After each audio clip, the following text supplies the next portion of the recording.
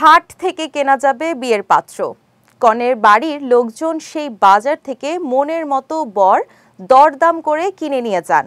এটি সাম্প্রতিক কোনো ঘটনা নয়, 700 বছর ধরে চলছে এই বাজার। বিস্তারিত সঙ্গীতা সার ডেস্ক রিপোর্টে।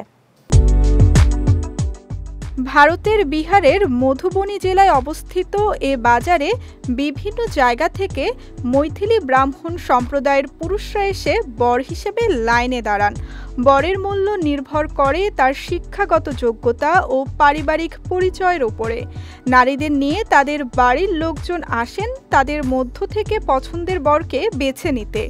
স্থানীয় বাসিন্দারা এই বিশেষ বাজারকে বরের বাজার বলে থাকেন।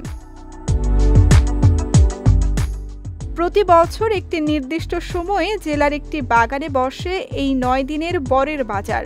যদি কোনো নারী ওই বাজারে এসে কোনো পুরুষকে পছন্দ করেন এবং বিয়েতে সম্মতি দেন, তখন তার পরিবারের লোকেরা ওই পুরুষের পরিবারের সঙ্গে বিয়ে নিয়ে কথাবার্তা এগোতে শুরু করেন।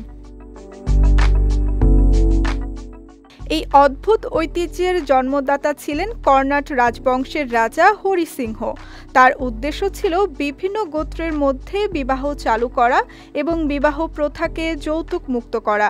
সাধারণত লাল রঙের ধুতি পরে বাজারের বট গাছের নিচে বরেরা দাঁড়িয়ে থাকবেন, এটিই ছিল প্রথা। ওয়ালটন ফ্রিজ কিনে অনেকের মতো আপনিও হয়ে যেতে পারেন মিলেনিয়াল। সেরা পণ্যের সেরা অফার। 700 বছরের পুরনো এই প্রথায় ম্যারেজ রেজিস্ট্রার বা স্থানীয় ভাষায় পঞ্জিকারদের গুরুত্বপূর্ণ ভূমিকা থাকে। সাধারণত বরের বাজারে কনের বাবা মা তাদের মেয়ের জন্য উপযুক্ত কোনো সঙ্গী খুঁজে পাওয়া মাত্রই বিয়ের আনুষ্ঠানিকতা সম্পন্ন করে থাকেন। পঞ্জিকাররাই সেই বিয়ে সরকারিভাবে নথিভুক্ত করেন। সঙ্গীতা শাহ, বিজয় টিভি নিউজ ডেস্ক।